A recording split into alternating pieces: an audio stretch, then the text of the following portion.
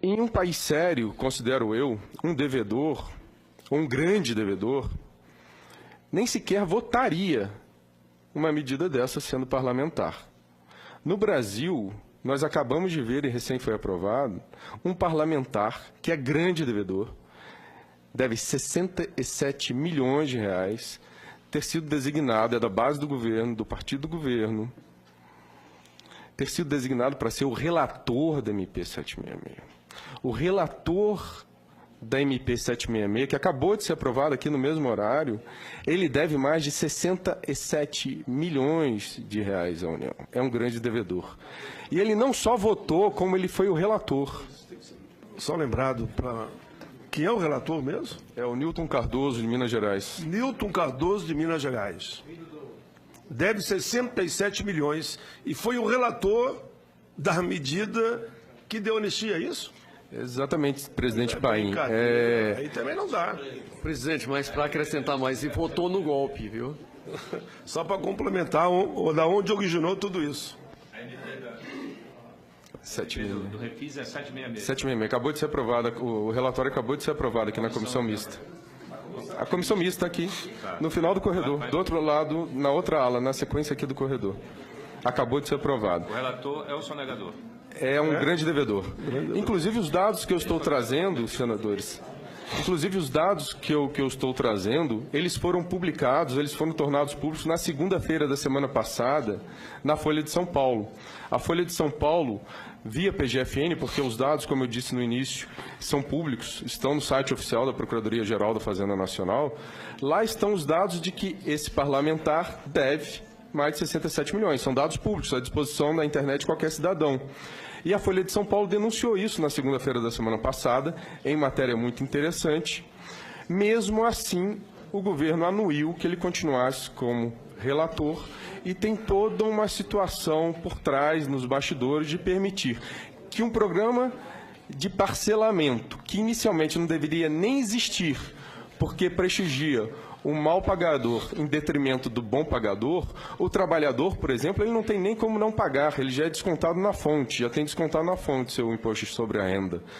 O trabalhador também, o pouco que ele recebe do seu salário, ele gasta com bens indispensáveis à subsistência, que são severamente tributados, porque no Brasil a tributação incide sobretudo sobre o consumo, ao contrário dos países desenvolvidos. Então aqui o trabalhador, o assalariado, ele já é bem penalizado no dia a dia. Então, esse pequenino não tem nem como parcelar, porque ele não tem nem como dever. O grande, ele deve, ele se vale do parcelamento, e o governo enviou essa MP 766 com esses parcelamentos já com vantagens. Não fossem essas vantagens suficientes, é designado o relator um grande devedor, e esse grande devedor, o que acaba de apresentar no seu relatório que foi aprovado por unanimidade? Descontos de 99% dos juros, multas, encargos, etc. Ou seja, um grande devedor acabou de apresentar um relatório para anistiar as suas próprias dívidas em multas, juros, encargos. Ou seja, 99%? 99% ele acabou de se autoconceder, aprovado por unanimidade na comissão. E mais um detalhe, o parecer não estava nem publicado no site ainda aqui do Congresso. Votaram o parecer sem que naquele momento tivesse publicado o parecer que estava sendo votado. Então, essa situação é extremamente grave. Eu imagino que num país sério, um parlamentar desse nem sequer participasse da votação. Aqui ele participa e o governo anui que ele diga qual é o texto que será submetido à aprovação.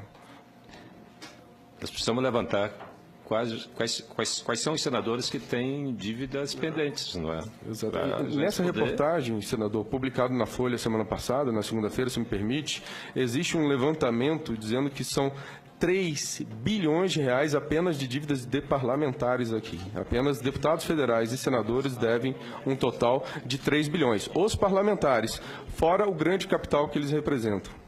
Ou seja, estão legislando em causa própria. Exatamente. Fazendo lei para beneficiar as próprias dívidas, para anistiar, para extinguir as próprias dívidas. Exato. Então, apenas para fazer essa denúncia também, gostaria de dizer que estão usando dinheiro do povo para